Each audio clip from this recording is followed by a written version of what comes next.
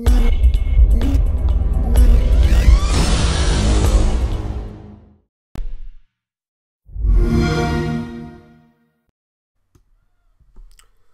guys, what is going on? GMXB1. Got some Xbox One related news today. I've got a ton of articles today, so I'm going to split the videos up again. I'm going to start with the Xbox One updates, what's coming in the future. So Xbox One June and July updates look really good. Small games good for the platform.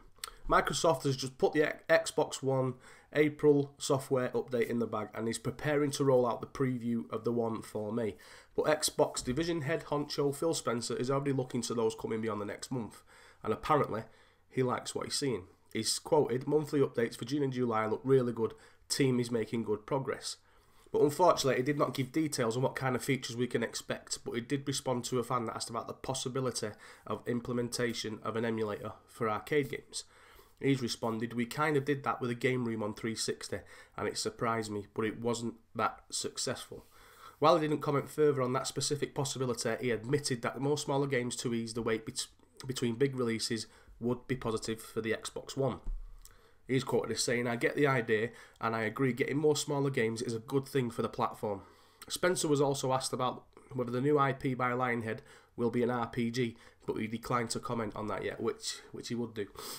I think that's the one, Eden Falls, I think it was. Hopefully we're going to hear more about it at E3, but in the meanwhile we can start wondering on what kind of features Xbox software team has in store for us in the summer. Now, these updates, I downloaded Trials Fusion yesterday and I've got about 40 gig left on my hard drive. Now, I reckon the one in May is going to be the external HDD. So what I would do now is just start looking. You can get some really good deals, especially in the UK now. There was a 2 terabyte hard drive, I think it was a Samsung one, for £55, reduced from £100, which is really good. But if you ever like, shop about on that on the internet, you can always find a cheap external hard drive.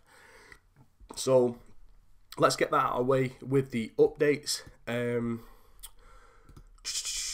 I've got something here on WatchDogs. Just how realistic is WatchDogs? When writing the story for the upcoming WatchDogs, how did Ubisoft create an exciting and compelling hacker story without becoming, well, any given computer movie from the 1990s? They brought in an expert. Vitaly Kamluk is a security advisor for the WatchDogs script, and according to Kamluk, that involves a lot of telling Ubisoft, "Oh no, it doesn't work that way." When not educating the scriptwriters on the finer points of hacking, Kamluk is a principal security researcher on the global research and analysis team for Kaspersky Lab in Russia, meaning he investigates cybercrimes across global networks in a country with the best hackers in the entire world. With someone who investigates people like WatchDogs, protagonist Aidan Pierce for a living advising them, Ubisoft managed to make the game pretty darn true to life. Kamluk said that Ubisoft is taking great steps to make the game feel more realistic, going so far as to focus on the small details like accurate monitor screen displays. But the challenge comes more in finding the balance between realistic hacking and fun gameplay. Kamluk points out that real-life hacking is far less enjoyable than any game and way longer. Sometimes it can take several hours or days, and that's no fun.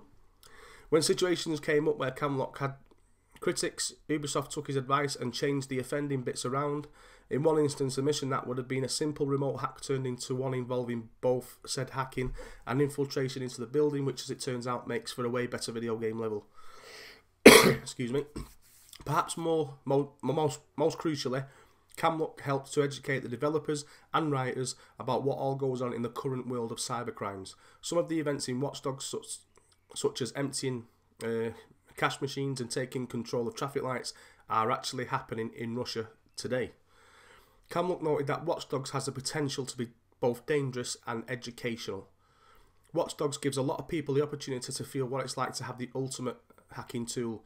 You can break other people's lives and create human casualties. So we hope we also raise awareness and interest in implementing more security systems. City are developing networks like those seen in the game, and when you have a citywide network, security must be a focus. So as you know, a couple of days ago, the multiplayer gameplay dropped for WatchDogs, and it does look fun. The graphics look amazing as well. And as you know, the PS4 and the X1 version are identical. That's what the dev has come out and said. So we'll just have to wait and see. I think the gameplay screens are actually on the PS4 version, but that's because they've got exclusive content on the PS4. So obviously they're showing their gameplay on their system. Microsoft, gamers spend 5 hours a day on Xbox One. Ad revenue increased, value improvement promised. Now this is an article from Microsoft itself. It says, during Microsoft's quarterly earnings conference call, Chief Financial Officer Amy Hood mentioned that ad revenue on Xbox platforms has increased. In addition to that, she gave more information about the engagement of users with the new console and promised better services, especially outside the US. She said, Xbox One has sold in over 5 million units since launch, and engagement has been high, with users spending nearly 5 hours per day on their console.